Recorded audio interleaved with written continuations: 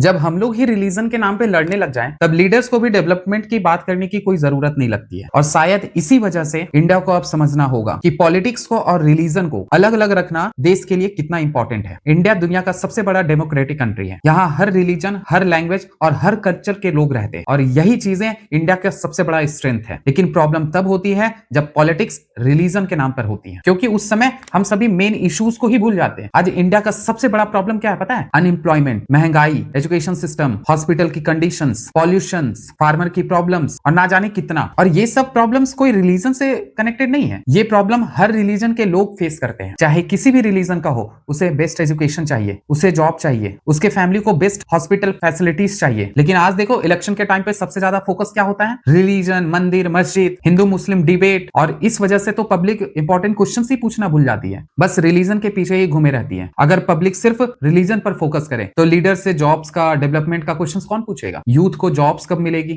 School का education system better कैसे होगा? रोड, हॉस्पिटल्स कैसे इंप्रूवमेंट होंगे? जब पब्लिक इमोशनल टॉपिक्स पे बिजी हो जाते हैं तो डेवलपमेंट तो स्लो होना तय है। इसी के रेफरेंस में आप दुनिया के डिफरेंट कंट्रीज को देख सकते हो। जापान, साउथ कोरिया, जर्मनी, ये सारे कंट्रीज रिलीजन से ज्यादा डेवलपमेंट पर फोकस करती हैं, एजुकेशन पर, टेक्नोलॉजीज पर, इंडस्ट्रीज पर, इनोवेशंस पर। इसलिए ये सारी कंट्रीज आज डेवलप्ड कंट्री है। एक टाइम पर तो साउथ कोरिया भी पुअर कंट्री था, लेकिन उन्होंने यूथ पर और एजुकेशन पर फोकस किया और आज वो वर्ल्ड की टॉप इकोनॉमीज में काउंट होता है। इंडिया का कॉन्स्टिट्यूशन सबको राइट्स देता है, इसीलिए इंडिया आज डेमोक्रेटिक कंट्री है। गवर्नमेंट सबके लिए काम करे, सिर्फ रिलीजन के लिए नहीं, क्योंकि जब रिलीजन और पॉलिटिक्स मिक्स होते हैं तो सोसाइटी डिवाइड होना स्टार्ट, लोग एक दूसरे को नफरत की भावनाओं से देखते हैं और देश का डेवलपमेंट तो भूल ही जाओ कहां रहता है। देखो, मैं ऐसा नहीं बोल रहा हूं कि रिलीजन इंपॉर्टेंट नहीं है, रिलीजन इंपॉर्टेंट है, लेकिन वो पर्सनल फेथ तक रहना चाहिए। पॉलिटिक्स का काम है जॉब्स देना, डेवलपमेंट करना, एजुकेशन सिस्टम को इंप्रूव करना, हॉस्पिटल बनाना और कंट्री को फंडामेंटल स्ट्रांग बनाना। और याद रखो, कोई भी कंट्री